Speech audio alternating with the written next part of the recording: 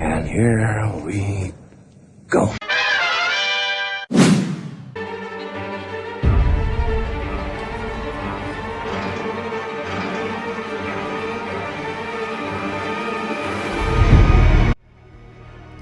Oh, Walking Dead, you cheeky, saucy little minx. Just when I think I'm out, pull me back in. What's going on, everybody? My name is Mike from the Super Wheeler Bros, and we are back one more time with a review of Season 7 of The Walking Dead. This time, we are reviewing Episode 7, entitled Sing Me a Song.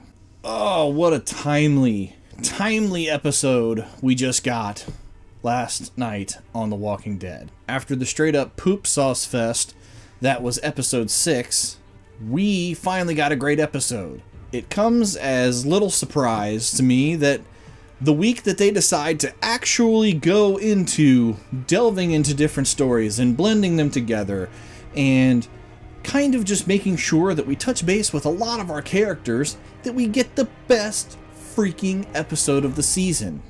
Plus, just the interactions with almost every character were great, and their respective performances were fantastic. This really was Negan and Carl's episode. And Jeffrey Dean Morgan and Chandler Riggs, who plays Carl and Negan respectively, they were amazing.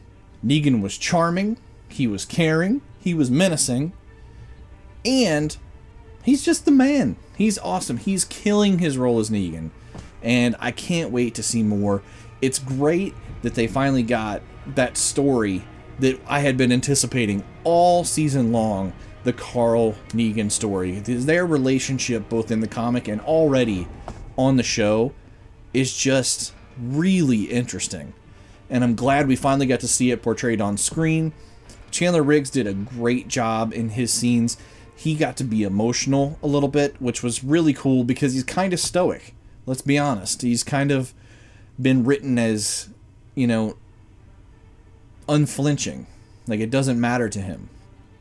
But in this episode, we finally get to see him break down a little bit. And I just loved the interaction that they had with him and Negan. And the fact that this was a supersized episode, I didn't even notice this week. Whereas last week, oh my gosh, I was just waiting for it to end. Oh, dear sweet Jesus. Speaking of Jesus, I loved that he was sparsely used, but you saw Kung Fu Jesus just pop up here and there and get in and out pretty quickly out of the scene. It was pretty cool that he was sparsely used, and I just love that you don't have to sit there and linger with characters, but just knowing that they're there and touching base with them is great. Now, I know we didn't get back to Maggie and Hilltop or Carol and Morgan in the Kingdom, but we got to touch base with Rick and Aaron out searching for supplies for the Saviors, which that's going to lead into something really cool next week. A great cliffhanger. We'll talk more about the cliffhangers at the end of the episode later on in the review. But we got to touch base with Spencer and Eugene and Rosita and Father Gabriel, who, starting to really grow on me. And Spencer, we'll see what happens to him. Doesn't look good. But, just touching base with everybody, even Michonne, we got to touch base with. So, I don't really know where it's leading altogether, but I loved the fact that we got to see a lot of different aspects of the Walking Dead universe this episode.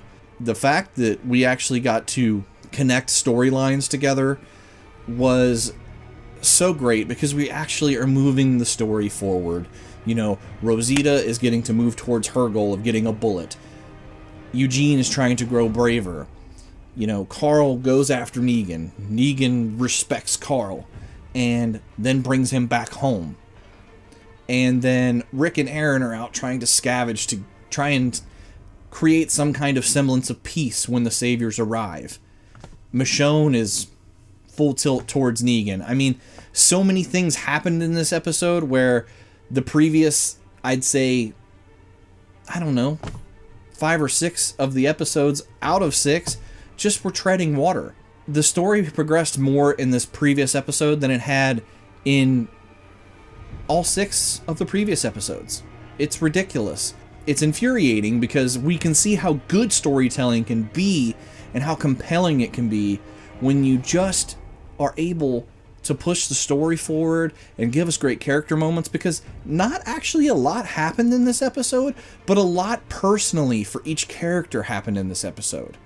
It was really well done, and this could have happened a few episodes ago.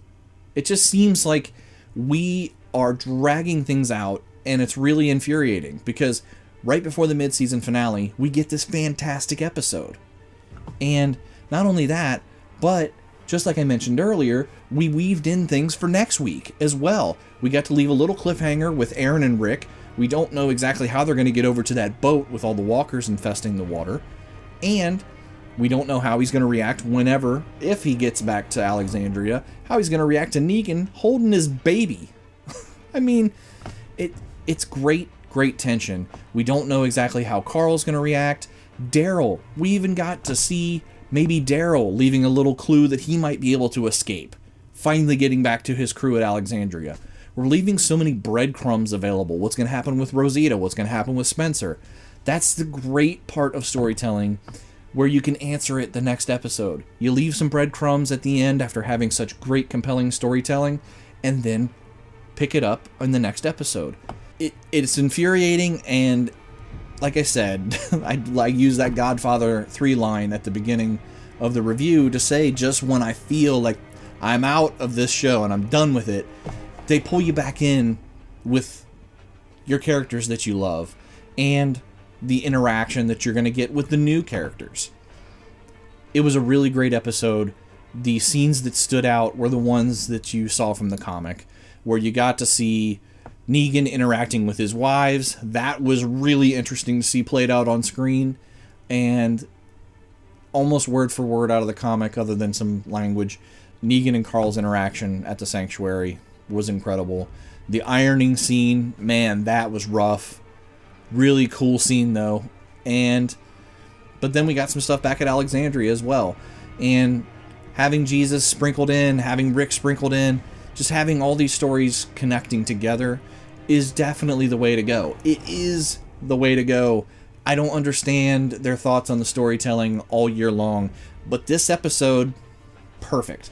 This was the best episode that we've had this season, and it's the best episode we've had in a long, long while.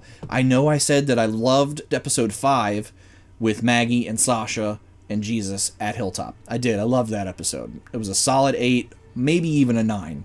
Really, really good. But besides the first episode of the season, which was really memorable for a different reason, mostly just because of shock and awe, this was memorable because it's a standout, fantastic episode. And it's the first 10 I've had all season. I'm going to give it a 10. It was the best episode of the season. And it's probably the most complete episode we've had going back a long time into last season. So hopefully we can get some build up on this episode and moving forward to the rest of the season. Hopefully we have a great mid-season finale to tide us over until Walking Dead comes back sometime in February. I'm really looking forward to it. This episode rejuvenated me. It got me back into it. So hopefully they can continue the momentum that they built this week and move it forward on to next week and beyond, when the mid-season finale airs and ends and we get into the mid-season premiere in February. Tell us what you thought of this latest episode of Walking Dead in the comments below. Did you like the episode as much as I did, or am I completely wrong? Make sure you leave the comment below, and I'd love to interact with you. If you did enjoy this review, or you just enjoyed my lovely face, give us a like. And if you enjoy videos like this, and much, much more, please go ahead and hit that subscribe button, as we'll be bringing much, much more to you on the channel very, very soon. My name is Mike from the Super Wheeler Bros, and as always, people, have yourselves a super week.